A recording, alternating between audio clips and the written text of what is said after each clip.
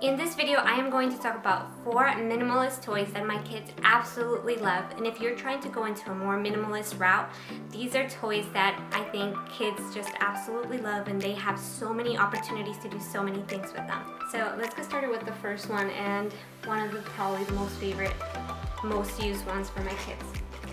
And these are our magnetic tiles. So what this toy is, let me show you kind of an example. They're different shapes. They come in different shapes and sizes, and kids will start building structures with them. So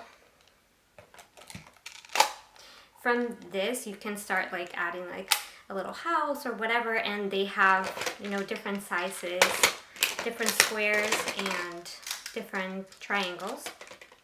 And I have seen both of my kids start building and creating with these, and just the amount of time that they spent just focused on this activity has been so worth it to have these. Both my kids will love them. They're ages 2 and 4 right now, and they both love playing with them. One thing that I would say is that when I first introduced this toy to my daughter, she was about 3, and it took a little while to kind of start getting the hang of building the structures with them and like, what do I do with this? So it took a lot of like modeling of like, this is kind of how you start building structure, but as soon as she got it, then she started building so many things with them. And the same with my son. At first, he was a baby when we first had these, so he would just, you know, look at them and kind of see what they were about. But as soon as he turned 2, then he kind of got the hang of like how they work, and they love playing with this toy. So this is our #1 toy in our house right now. They love it.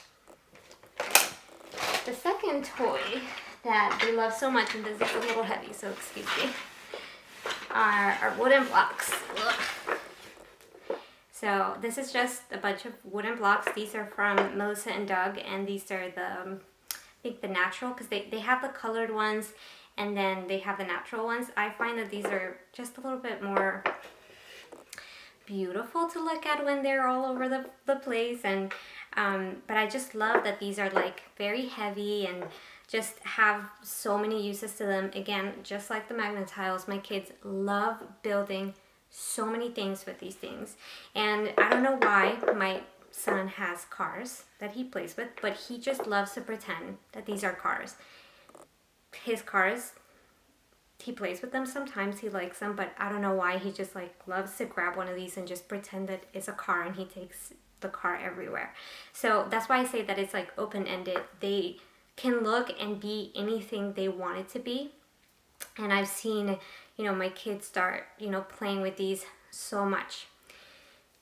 My disclaimer with these was that I actually didn't introduce this set of toys to them until my son turned 2. And the reason is because these pieces are really heavy. Like this whole thing is very heavy. It has a lot of blocks. I think it has like 40 pieces in this box. So my main concern was that my son, at 1-year-old, he was very much into throwing things. He was just learning, and he just wanted to throw balls, throw anything, and I was just very cautious that he would take one of these and like throw it, because it would really hurt. So I did wait a little bit until he was a little bit closer to 2, and he would get that he could build things more than just throw them. So it's just something to keep in mind, that when you get these, or when you get wooden blocks, you have to be really careful with them.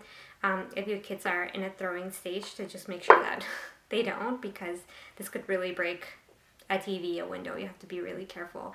But as soon as they get more into the stage of where like they know what they're for, and they are going to build things with them, these are so great. And one of the things I like about these specific blocks is that they don't have sharp edges. A lot of the wooden blocks that I had looked into and that I had seen had really sharp edges, and I just, because kids are kids, you know, you just always have to be careful. So this specific set of blocks was my absolute favorite, has been. And since quarantine, this thing of blocks has been the toy that they just keep coming over and over and over to. They just like need something to do, something to build.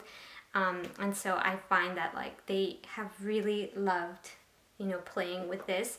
the other thing was that it actually took a while for them to really get into them. Like I had it out there for them to see like, oh, are they gonna play with them? Sometimes they kind of would, sometimes they wouldn't. But I don't know. I think like quarantine kind of opened up all the possibilities for this toy, and they have used it so much lately. So this is a great toy. Just a great thing to have. The next one that I have are our our train tracks. So they have used our train tracks so much. It comes with just a couple trains. We have lost some in the process, but at least they have the main one, the locomotive.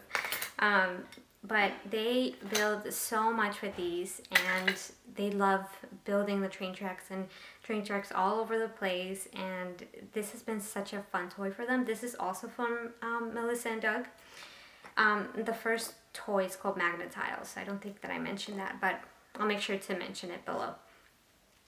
These are from Melissa and Doug, and they are just so great. Like my kids really love building these, and they build them everywhere, so much so that I think that for their birthdays I'm going to add more pieces to this set, because I see that they really want to expand on what they already have and what they're building, and they absolutely love it.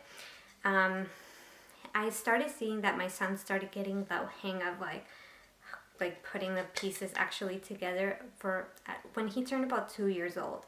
It does take a little bit because it's kind of like a puzzle. You kind of have to build and bring the pieces together.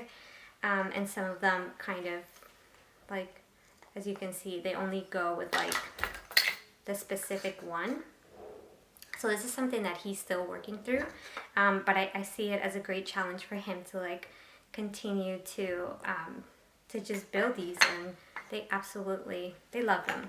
These are toys that... They're toys that sometimes we buy and we think like, oh, they're so cool, they're going to play with them. And they don't. These have been the toys that I'm like, I'm thankful that I have them because they use them every single day.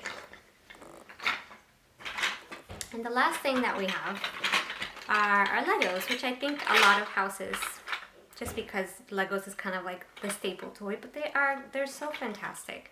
They're great. These are the Duplos one. If you follow me on Instagram, I kind of talked about this. I really want to start my daughter into more smaller Legos, but since my son is still a toddler, I have to be really careful with the small pieces. So for now, we just have the Duplos.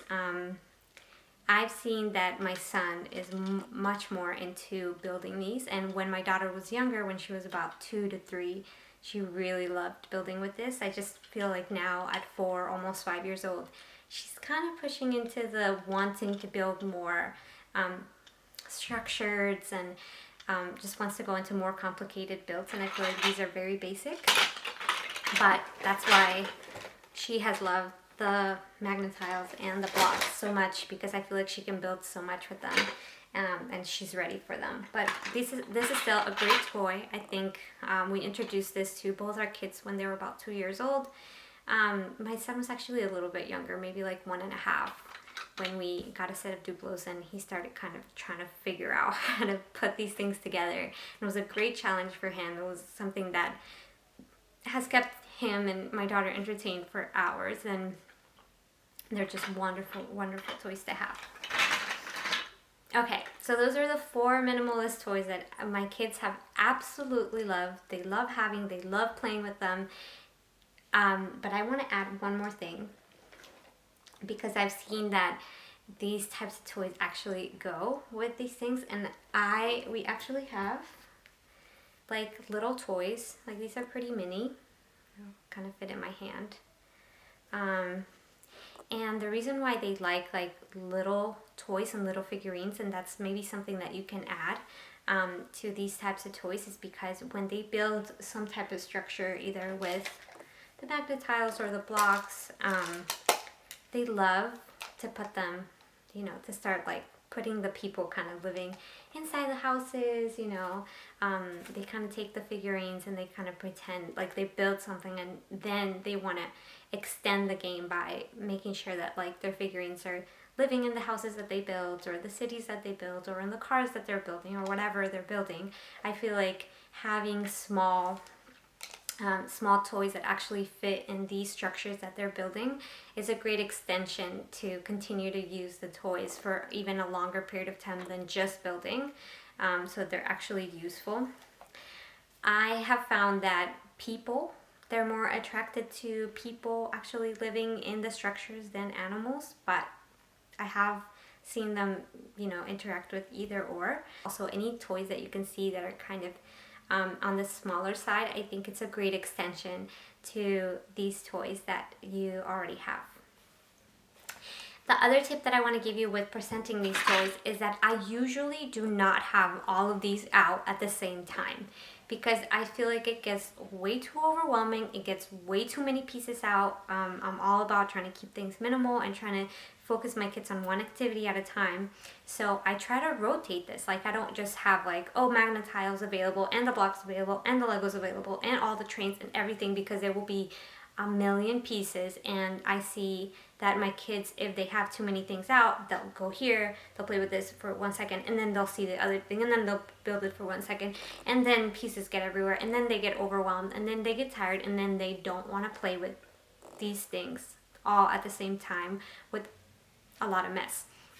So I think that just keep in mind that what I have seen that works a lot better than just having everything out is just having one at a time.